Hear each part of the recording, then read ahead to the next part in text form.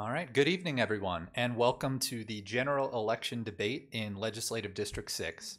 I'm Ben Giles from the Arizona Capital Times. I'll be your moderator for the evening.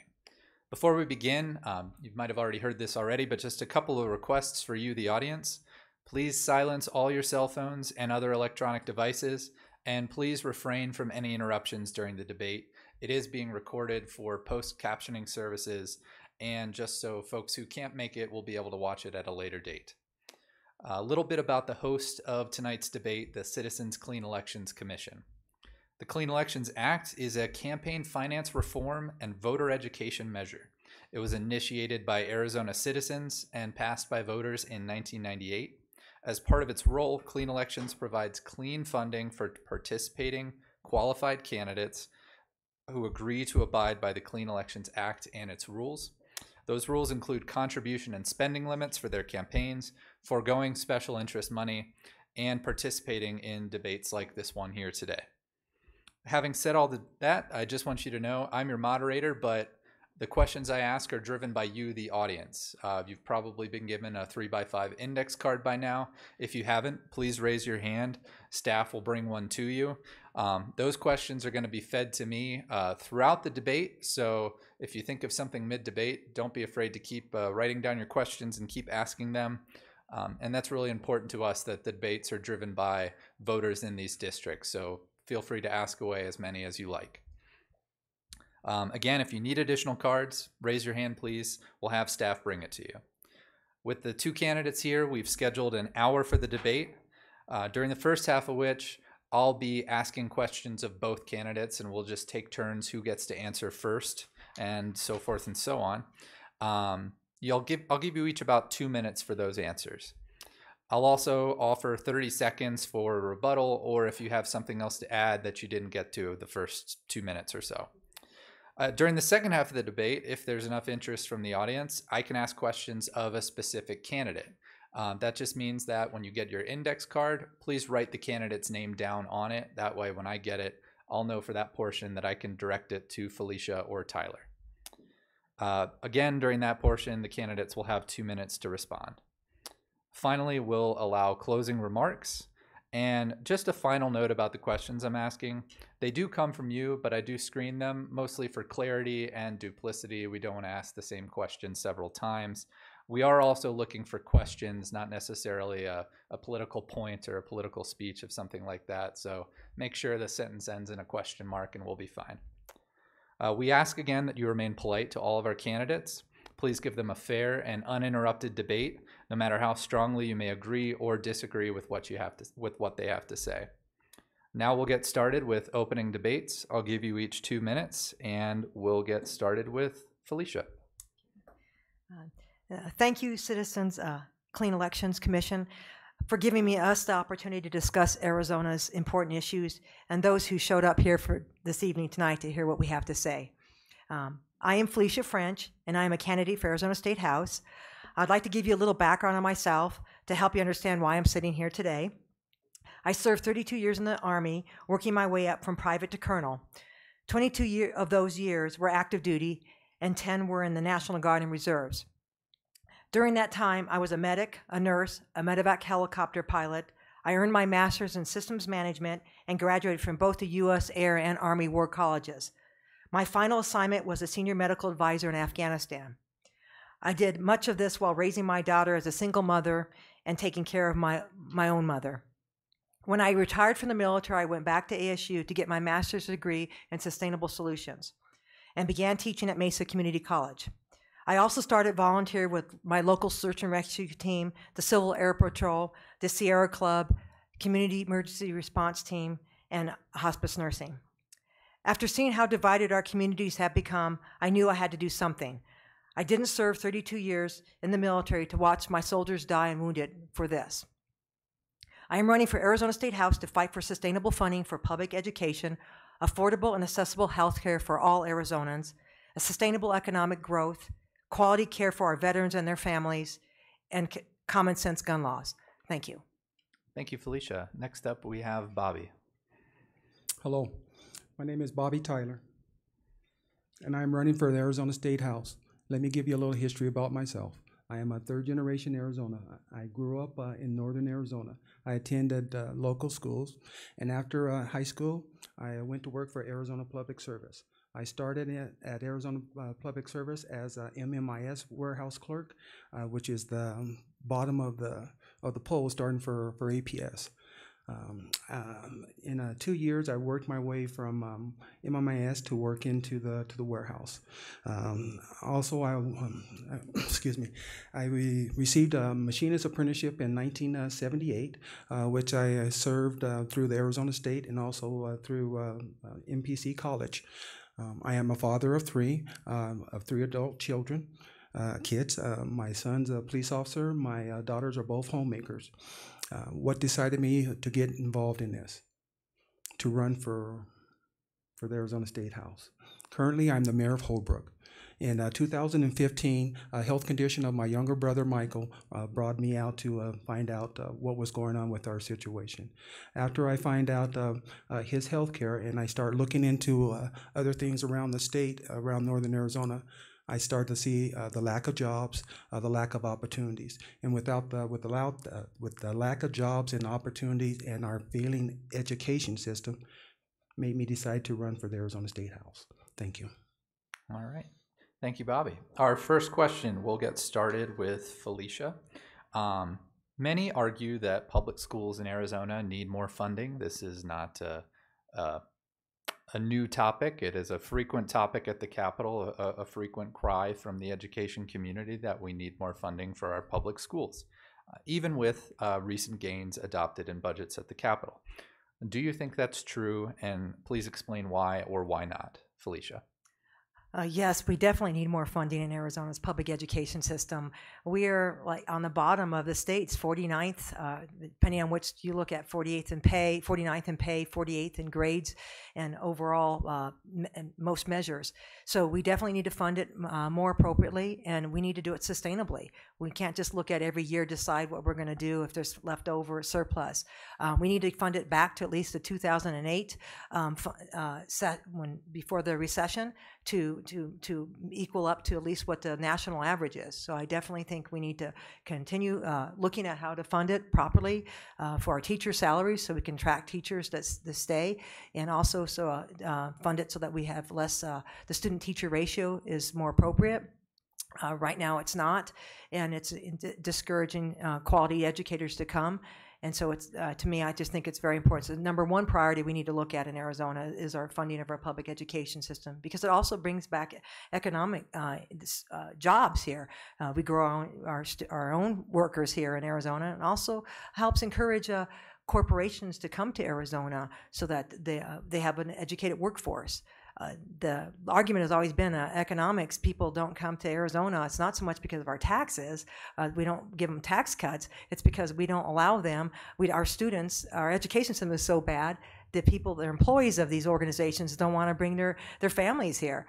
I know as a military person, when my daughter was, when I was deciding where I was going to go for an assignment, I looked at what the public education system at the different states, and that was a deciding factor many times. So yes, I do think we need to fund it more appropriately, and it is a problem.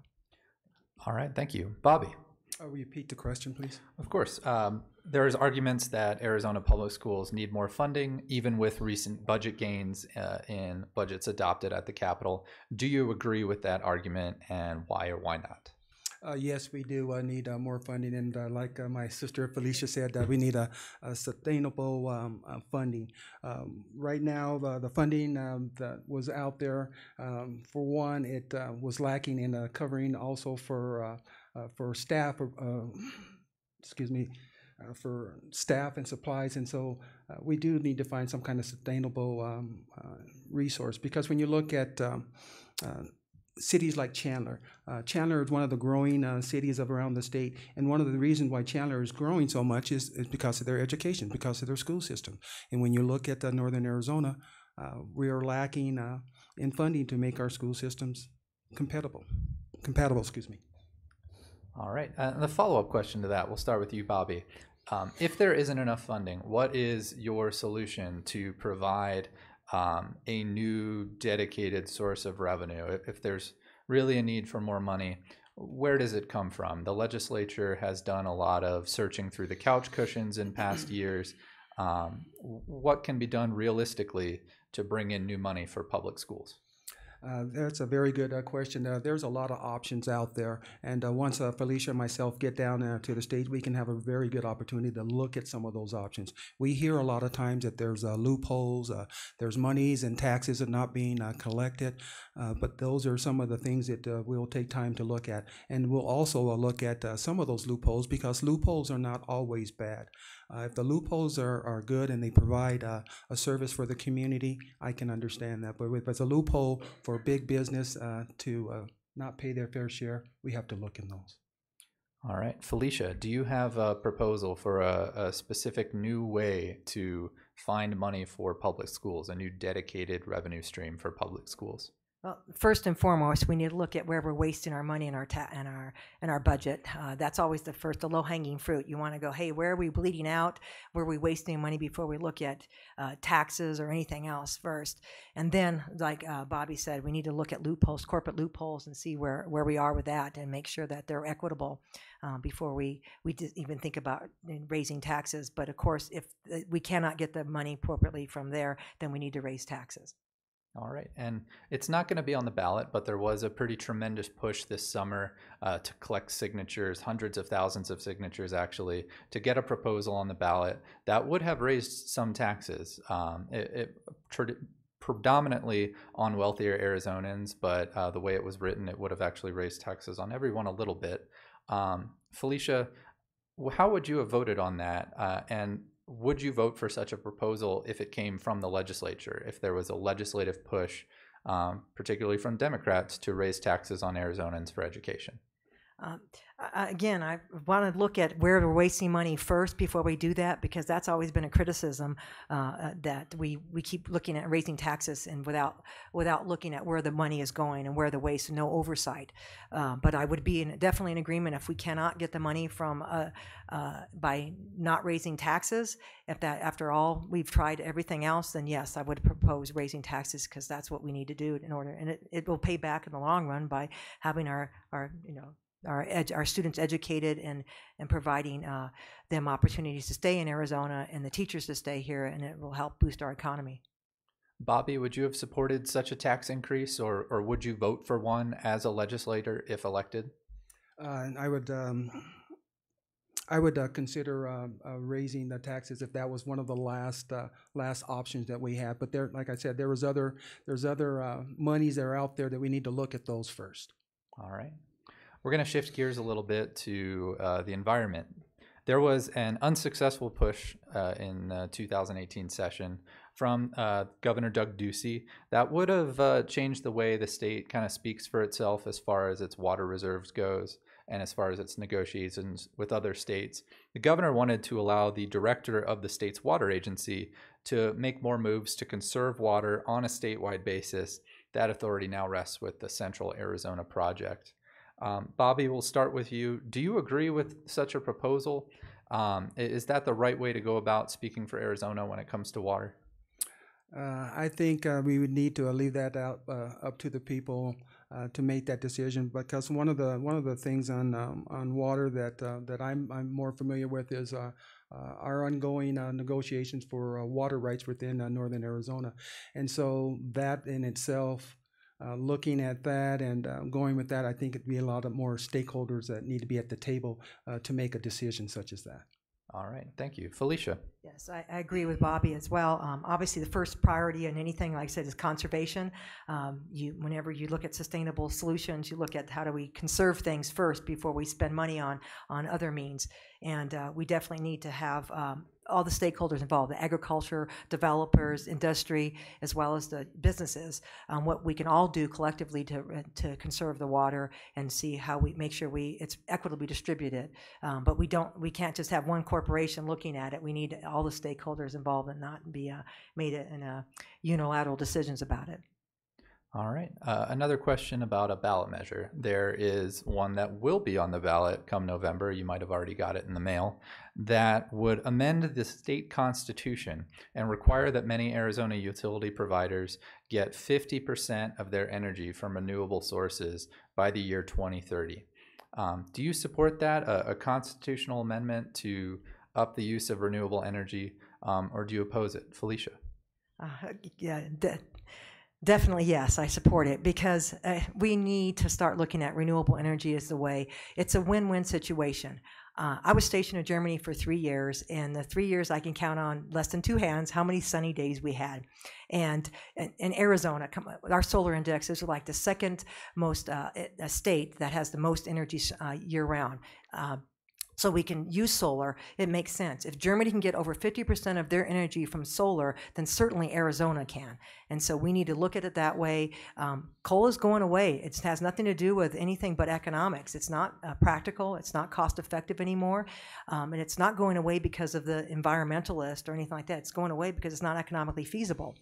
Solar, the jobs from renewable energy have passed the fossil fuel jobs by 5 to 1 already. So economically, it makes sense. We're going to get more clean energy jobs here in Arizona than we would with fossil fuel jobs. And it's, hey, what's the side effect is clean air, cleaner water. Who can argue that? So I'm definitely in favor of it. I think Arizona should be the Saudi Arabia of the solar energy here. We have the means to do it. Why not? It's free too, by the way. So yes, I'm fully in favor of doing it. I'd like to see it even up more, to be honest with you. All right. And Bobby, what is your position on Proposition 127? I'm in support of Proposition 127. After working 30 plus years in the power industry and seeing the trends and seeing the utility companies going in a different direction, you're looking at other major utility companies within the Four Corner region, such as not California, but Colorado, making a commitment to going to renewables. I believe that Arizona can also make those steps and move towards renewables. When you look at renewables and you look at the footprints of the power plants here in this area, Felicia and I, we've talked about that several times. When you look at those footprints, and here's an opportunity, we realize those coal-fired power plants been there for 30, 40 years, but there's opportunities to put windmills and solar plants there and still provide jobs. I follow up on that. There is research cited by those who oppose the proposition that argue it will increase utility bills. It would be a massive investment to begin to utilize renewable energy at that level in a pretty quick amount of time. That we're talking about 12 years here of ramping that up to 50% of our energy coming from renewable sources. Do you have any concerns, Bobby, about the cost of such a proposal, and if the average Arizona ratepayer might see their utility bills go up as a result? I don't see that big cost of being $1,000 per household, because for one, all the rates have to go through the Corporation Commission, has to be approved. When you look at clean energy, no, I don't see it as going up. No. All right, Felicia, do you see any I costs definitely associated? don't. I think that's a fear tactic. If you look at it logically, people are coming to Arizona. It's a great place to be. There are more people moving in. The energy needs are going to get increased more. We have a nuclear power plant, we have coal plants, and we have a hydroelectric. All of them are water intensive, every single one of them. So you tie in there with drought. That energy and water connection is so intricately tied. So our nuclear, coal, and hydroelectric dams are all dependent on the water. So now we have to worry about drought. So if there's a drought, the water levels go below the hydroelectric plants. They're not going to have intake for that. They're not going to have energy. Same with coal and nuclear. You need a lot of water to cool those down. And so if that's the case, then you're going to have to build more. If you build another power plant with all those people coming in, it's going to cost billions of dollars, and it takes years to build. So it makes more sense to put solar and wind out there. It doesn't take as long to put up and put in place, and it's less expensive. So and it's cleaner.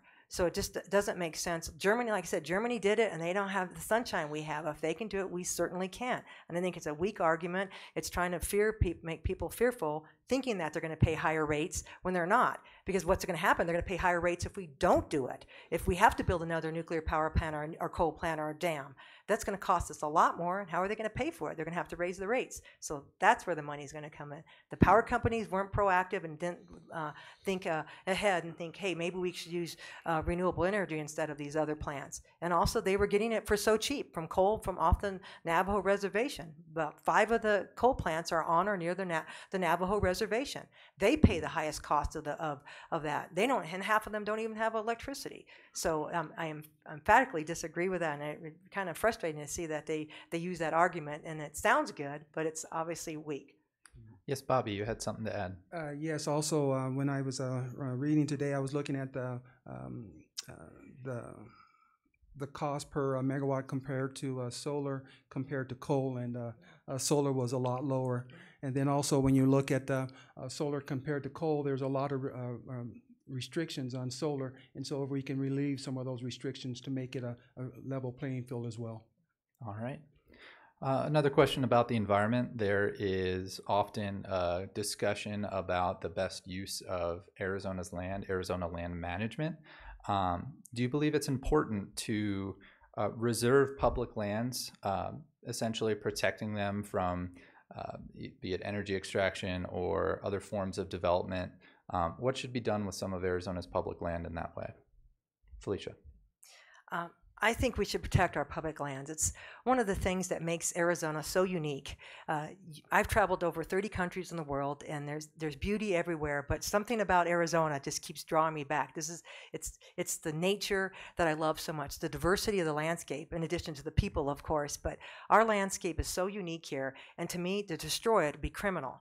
And that's why even our Republican presidents in the past, Teddy Roosevelt, saw this and put aside public lands for the greater good of people, so everyone can enjoy them. And as a veteran coming back from Afghanistan, I took advantage of the Sierra Club and Outward Bound, allowing soldiers to come back to decompress, to go enjoy these public lands. And it's very cathartic for us to go out there in nature, and it's been proven that being out there in nature really is very healthful, physically and mentally. And to destroy those lands is criminal. And on top of that, when you destroy the land, you're destroying our water sources and our air as well. When you mine for uranium and coal and all those other, when there's really there's no need to do that. I think you can't put a value on the price of beauty in our landscape versus all the mining that they want to do. And so I vehemently oppose further tearing up our land and for mining purposes. We need to really closely look at how important the public lands are to our, and also our ecotourism. Our tourism, it comes from that too. So economically, it seems to me that it definitely would be worth protecting our public lands. Thank you. Bobby. Yes, I agree with Felicia. We want to protect our public lands. When we live in rural Arizona, there's a lot of us who enjoy our forests, who are out cycling, who are out walking and running, nature hikes. And so those are the things, and those are the reasons why we live up in here, in this area. And to have someone on the outside say, well, we want to go in there and mine just for big business, gives me a lot of heartburn. And so we have to protect our private land, because not only the beauty of Arizona for our future, for our kids and my grandkids and your grandkids.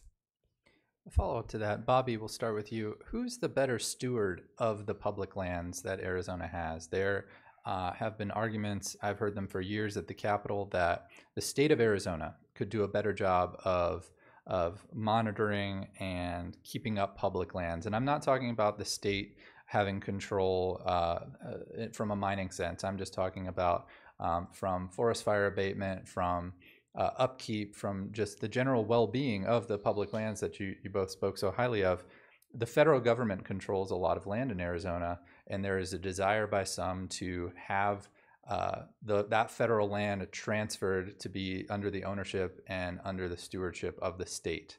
What is your thought on that proposal? I believe it should stay with the federal, because of there's more protections of our federal lands. There's more protection of our federal laws to protect our lands. And with our current administration, to be honest, with our governor is selling off our public lands, and so Felicia? Yeah, it's one of those things. It's right now I'm kind of both federal and state. They feel threatened by our lands, public lands feel threatened by that. And so I in the past, it's been our federal government has been very protective of our public lands, and states not quite as much. But now with our new administration and wanting to open up to mining to much of our public lands, it's one of those areas we'd have to really look in and somehow find a way to protect it, whether statewide as well as federal. So that's one of those questions that we'd have to look in the legislature. How do we best protect it, whether state or federal? Maybe a combination, and checks and balances too, so to make sure that somebody doesn't exploit our lands. All right. When we're talking about the environment, when we're considering kind of scientific matters like this, one of the questions we got tonight was just how do you incorporate scientific evidence into your policymaking decisions, or how would you? Can you provide an example too of some evidence that might have swayed your opinion one way or the other on a certain policy? We'll start with you, Felicia. Well, I have a degree, my master's in science and sustainable solutions, so I'm definitely believe in science. Facts are facts, and I would, as far as incorporating into our policies, I'd use a lot of my background from science, all my research over the years. I look at credible sources, peer-reviewed research, as well as to talk to the experts. No one person can know everything, so you talk to all the different fields of science before we come up with a decision that's involved in. And climate change is a classic example. There's no doubt that it exists, and of the 97 plus climate scientists out there, percent of them, they adamantly believe that climate change is occurring and it's man-made. The other 3% that don't, they all believe that climate change is happening. 100% of climate scientists believe that. The other 3% are not sure if man is causing it. So to me, I use the precautionary principle. That 97% of the population of scientists state that. I got to believe that. And so I would like to put that into make sure our legislators are aware, inform them of this, and bring scientists to when we make decisions. Experts in the field, subject matter experts, just makes sense to legislature and discuss these things openly, and not people who are making decisions who don't have any background in it or don't care to. Bobby, do you have an example of something where there was some science-based evidence that helped sway your opinion on a policy decision?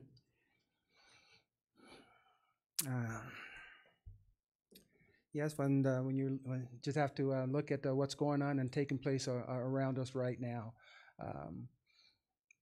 Just growing up here in northern Arizona, our climate has changed. For me being here, I don't know if a lot of you were here in the early '60s when we had the big snows, and on top of our mountains, we were getting 100 inches of snow up on top of both mountains. And so when you look at that, and you look at how much snow we had on the peaks last year, when you look at the White Mountains, when you have that, and you're looking at the change of the snowfall. We know that climate change is real, and so it'd be like me trying to perform surgery on someone. I'm not a doctor, and so we have to get those experts at the table, because if without those experts and without those professionals, we have to have all the right information, and so that's what we both would do. Would bring in professionals to help us with those decisions as well. All right. Our next question diverts a little bit to the economy. This January was the second consecutive year that the state has increased the mandatory minimum wage. And actually, if I'm correct, I think Flagstaff has also gone its own route as far as increasing the minimum wage as well. Do you think that higher minimum has had a positive effect? Has it had a negative effect? Has it put any small businesses in the greater LD6 community at a disadvantage? Bobby, we'll start with you. I have to go by my community, which is Holbrook, and I haven't seen any of the local businesses being really impacted by the change of the cost of by the minimum the wage, and so I don't see the change. Have you seen a positive impact on the flip side? Has it been a boon to Holbrook? I have seen a positive change just in, for example, a small business, a gentleman in Holbrook who's opened up a sake maker. And when you look at a small business such as him, his business has taken off over the last 6-7 months. So, yes, I have. All right. And Felicia? Yes and no. I think what happens sometimes is we got it too aggressive, and maybe there might have been here in Flagstaff, for example. I know they raised the minimum wage quite drastically, didn't do it tiered, and so I've heard some from what I've going door to door and talking to folks. Some of them have complained about that was too fast. So a couple of small businesses were affected adversely by it. Then it's one of those classic examples. I think the intention was good, but the execution was poor, perhaps. It doesn't mean across the board. I'm fully in favor of increasing our minimum wage, without a doubt. Everyone should be able to make a livable wage if they're working 40 hours a week. I don't care what they're doing. You should be able to make a livable wage and work where you are, and actually live where you work, not have to commute. And so that's really important. That's a classic example of how we have to look at how we do things before we knee-jerk and respond to them. But no one that's working full time should have to have food assistance or any kind of help like that. It really, to me, that's subsidizing the companies, that if their workers are working full time and they have to be subsidized by social services of some sort, by food stamps, or then there's something wrong with that. They're not paying them enough. So I think it's important that we look at minimum wage and increasing it so it's a livable wage, but we have to do it kind of smartly, and always keep in mind the small businesses that may have trouble with that minimum wage. All right. Now, a common concern in some of the more expansive legislative districts that we have drawn here in Arizona is access to healthcare, access to vital services outside of urban areas like Flagstaff here. That can often be a problem. Felicia, if elected, what could you do as a state legislator to improve access to services in LD6? Yeah, it is definitely an issue here in the rural area. I know I live in Pine, and many of many people that live there, they have to go down to Phoenix 2 hours away to get even to see a doctor for just a checkup or something, because there's not enough where we live. And so we need to incentivize people to come here, to nurse practitioners, for example. We could start using more nurse practitioners up here in the rural area as a whole, and physician's assistants and other healthcare providers. Encourage them to come here. I know in the past when I went to nursing school, we had Native Americans that would come. They'd get grants to pay for their full education, and then they just went back and served in their communities. And oftentimes when you do that, the healthcare providers want to stay there because they get fond of the people they're working with. So it's a really good way to build that continuity of care, also having the same people stay there instead of moving out. So that would be one way, is providing grants for where we're short on certain healthcare providers to come and stay here, as well as telemedicine. We have the technology. We need to start looking at telemedicine so people don't have to drive down, and that would help out more for just something that's a simple procedure, or they need a checkup, as well as we need to. I like to use I've said this before, and it's kind of unusual, the National Guard. When I was in the National Guard, the medical people, we would go out to underserved areas and do sports physicals for the children. And that's a way to use, we have to drill anyhow. Our soldiers are 1 week in a month or 2 weeks in the year, so why don't you have them go out to do those kind of things, sports physical and house physicals. It's a good retention mechanism for our soldiers. They really enjoy that as well. It's a good PR, and it's also a recruiting mechanism. Young kids see, hey, these people in the military, they're helping us, and so someday I might want to be one of them. So it's really, there's many ways that we can do it, but those are some of the ways I would look at it. All right, thank you. And Bob, you? Along with Felicia, and there were some other like loan forgiveness, and those are just some of the places that we can start. Because living here in rural Arizona, healthcare, when you talk to someone, and for one, they have a carrier, and that carrier is not here in the area. Now you're working out of your network, and so there's so many different things that we need to look at for healthcare, not only for healthcare providers, for also for insurance companies, more companies to come up here to provide for healthcare for rural Arizona. All right. We're going to switch gears to a couple questions about Arizona's election laws. There is often debate at the Capitol, about the need for stricter election laws, and those are justified by the idea that they're needed to stamp out or prevent election fraud, prevent fraudulent voting. Bobby, do you believe that there is a problem with fraudulent voting occurring in Arizona? If so, could you provide a specific example? I haven't heard of any fraudulent voting here in Arizona. Arizona is one of the states that have taken so many precautions to prevent fraudulent voting, and so I don't see that as a problem here in Arizona. Felicia? I don't see it as a problem either. I think more I see the fact that voter restrictions apply more. So that's where the fraud, if you want to call it fraud, restricting access to voters, making it more difficult for people to vote, long lines at the polls, so that we had 2 years ago that people had to wait for and missed work or whatever, or didn't wait to vote, and reducing the number of polls available from the last time, so more longer lines, all that. Those are prohibiting people from voting, and I think that's an issue. That's something we need to look into more than voter fraud. Yes, Bobby. And just to add a little bit onto Felicia, over the last election, also some of the complaints you're hearing down in Phoenix, where some of the polling places were, some of the polling places there weren't as many down there in the area, and so people had to search for those polling places. And so those are different things, different tactics that some use. Well, one remedy offered specifically to issues with polling places is the idea of an all mail-in ballot. Arizonans already have the option to sign up for the permanent early voting list. As I mentioned earlier, if you're registered and you're on that list, you already should have your ballot in the mail and can start to consider filling it out. Felicia, would you support an all-mail ballot? I think it would be good to try it. I don't know right now of any states that do it that way. So I always like to benchmark things, see where one state is doing it that way and how it's working. But there's that old-fashioned way of just going to the ballot. In fact, what I often do is I get the mail-in ballot and I fill it out, and then I go to the poll on that day of election day, and put it in the box. It's just kind of the old-fashioned American way. It makes you feel good that, hey, you know your ballot's going in there. Or at least you hope it is. So I'd have to look at it and see. Again, one of those things, maybe do a referendum, see how everyone else feels about it.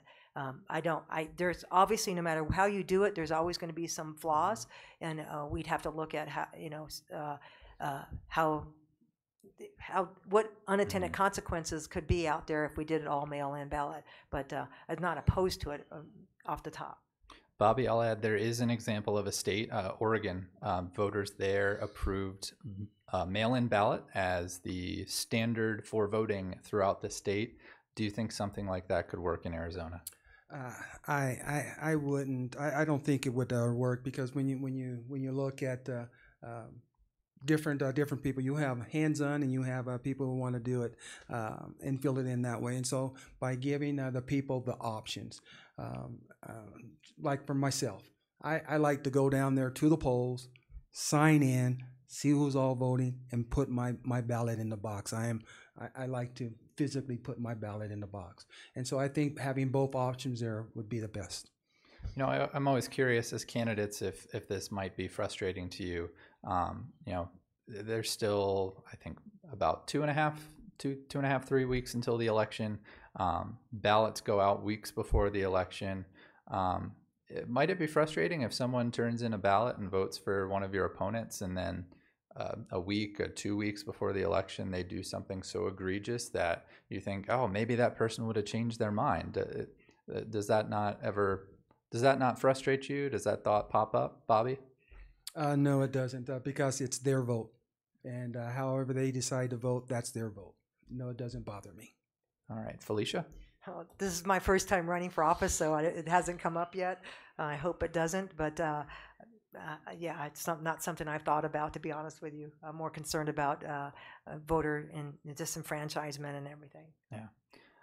There has been legislation debated specifically that would affect one portion of LD6, Flagstaff, and a lot of the students here at NAU. There's a debate about whether college students should get to vote in the legislative district in Arizona that they live in while they're attending school. The argument being they're students, they're part-time residents. Is that something that should be allowed? Should students at NAU, at ASU, or at any public university in the state be allowed to register in the district where they're living while attending and vote in those elections every 2 years? Felicia. Yes, they live here. They're residents now, and they could be out here 2 to 4 years.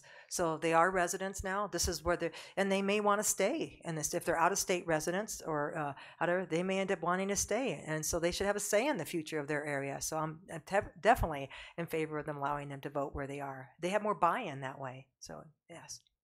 And Bobby. Yes, they should be able to vote where they live at. When you look at the students here in Arizona going to school, back in the day when we went to school, when we were juniors in high school, they made sure that everybody was registered for vote.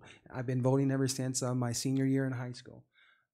You have a young 18-year-old, and they're so excited about voting wherever they're at. If they're going to school and they're voting at wherever they're going to school at, they already start at 4 years of voting. And so I think it's very important to get them voting then.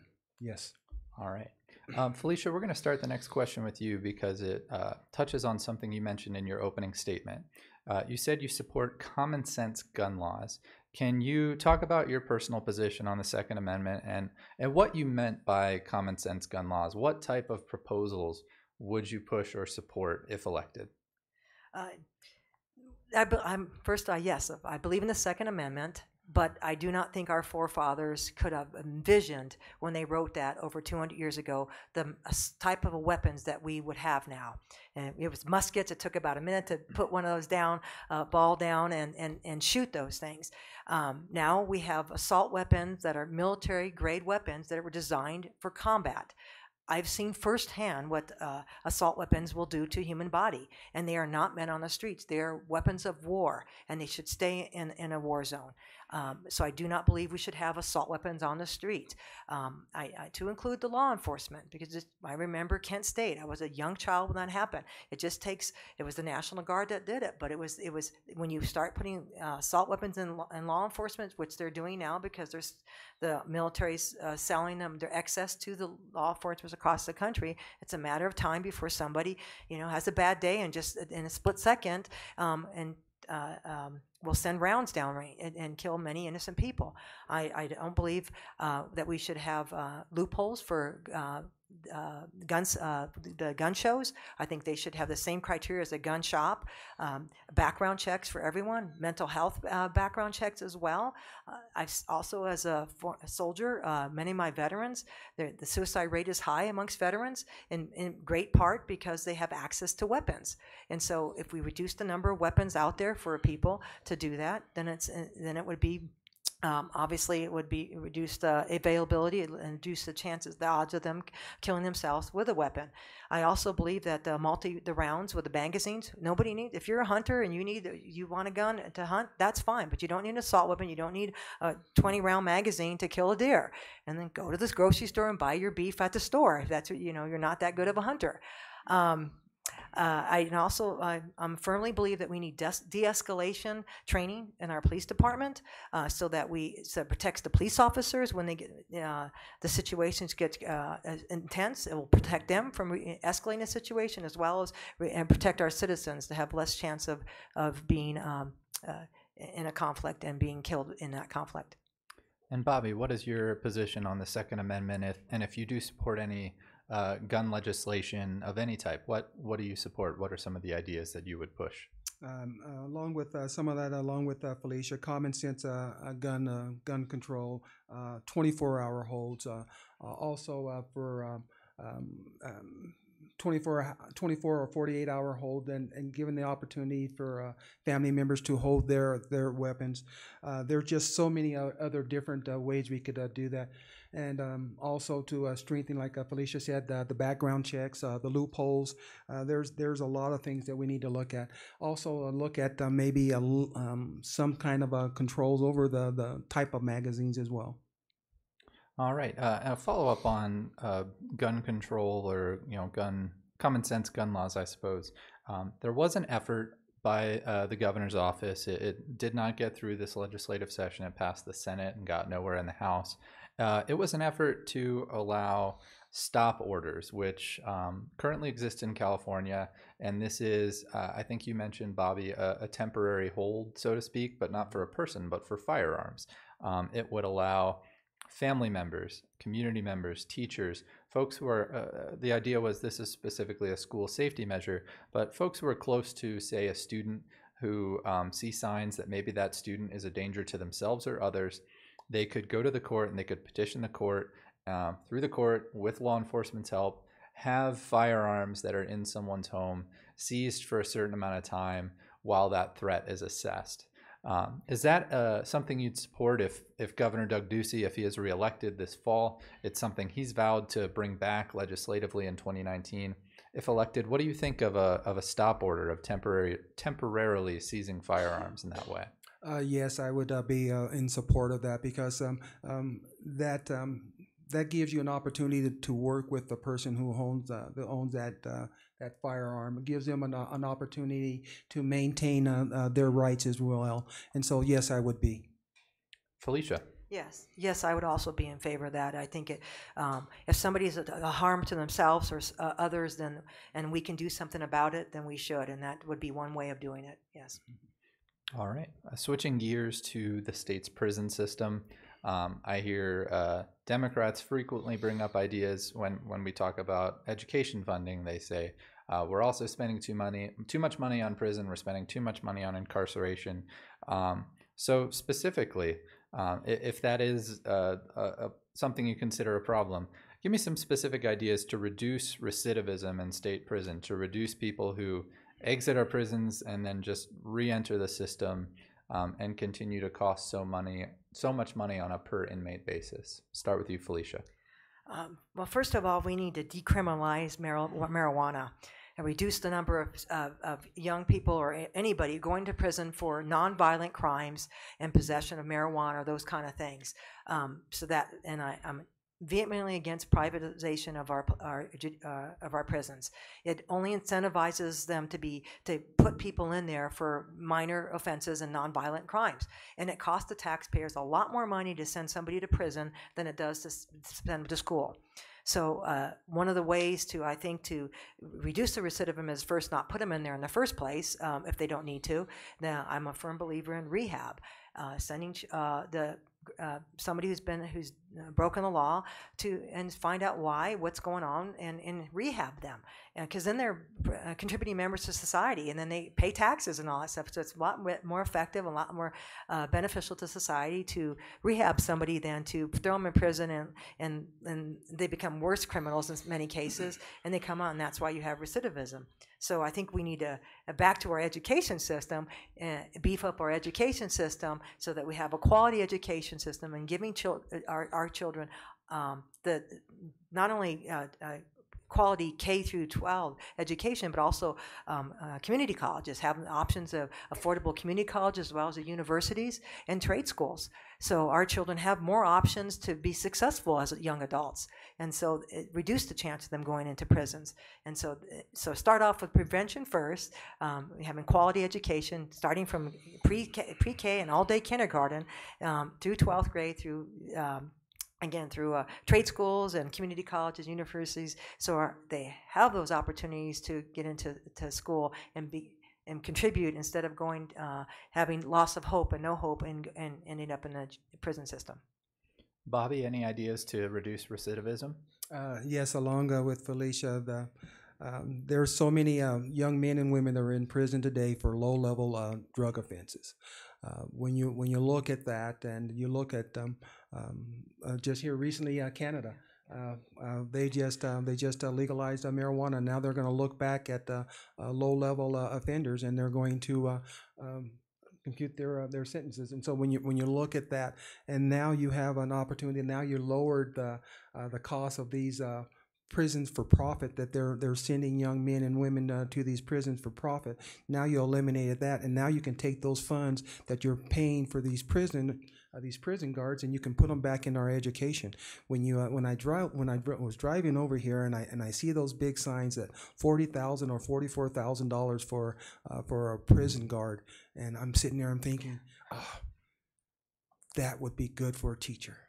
And so when you think about things like that. Let's get a little bit more specific on marijuana. We'll start with you, Bobby. Felicia mentioned that she wanted to decriminalize.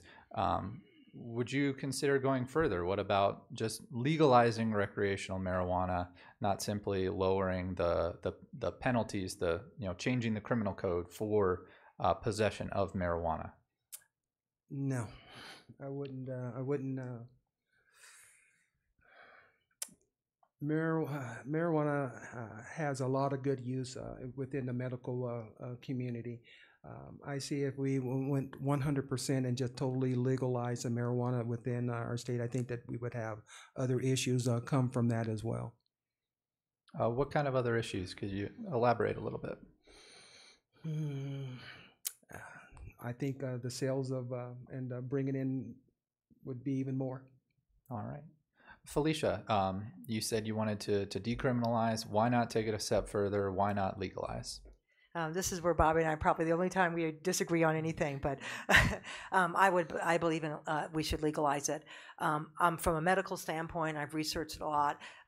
Alcohol is far more detrimental to our health care and alcohol has caused more harm than marijuana has, and you can look at that statistically. Violent crimes are more often committed with domestic abuse and all that with alcohol consumption than it is with marijuana. And prohibiting something like marijuana, we did prohibition with alcohol. It didn't work.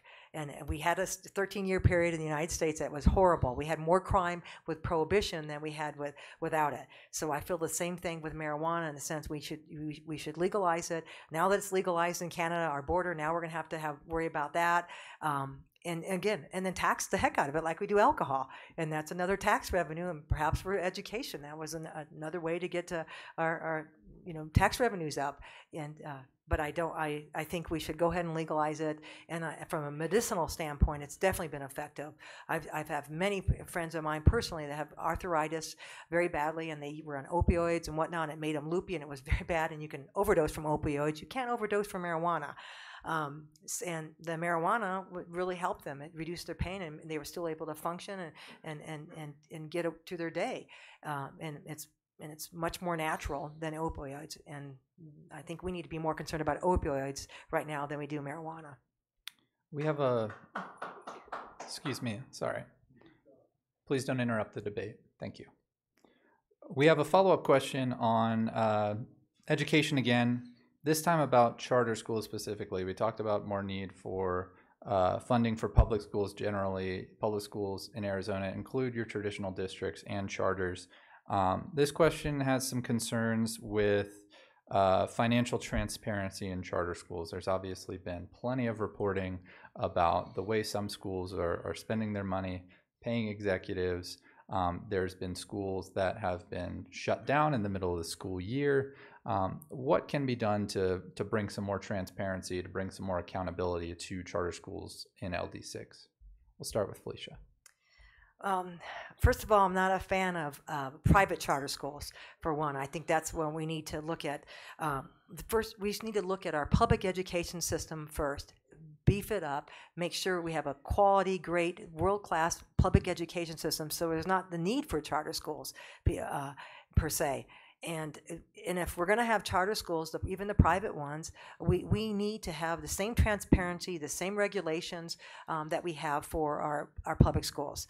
It's not right that taxpayers should be funding private charter schools at the expense of public education. They're not equitable. Not everyone is allowed to go. They have lottery systems, other things. So we have to look at the charter schools from a whole, as how is it affecting our public schools and how is it taken away from them, and hold them to the same regulations and transparency that we do for public schools.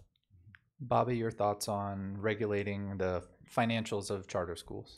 Yes, I believe that there's a need for a lot of monitoring of the charter schools. When you look at the accountability for a public school compared to one of the charter schools, it's not even a level playing field. Our public schools have to answer so many regulations and have to abide by that. When you look at a charter school and they don't have to tell about where the money's going, how the money is being spent, yes, we have to do something different. Can I just add something? Of course. Nobody should be trying to make a profit off of our children. And public schools, private charter schools that trying to make a profit as their first priority over the students, that to me is criminal. And our first priority should be our children, that what's best for them and not how we can make a profit off of them.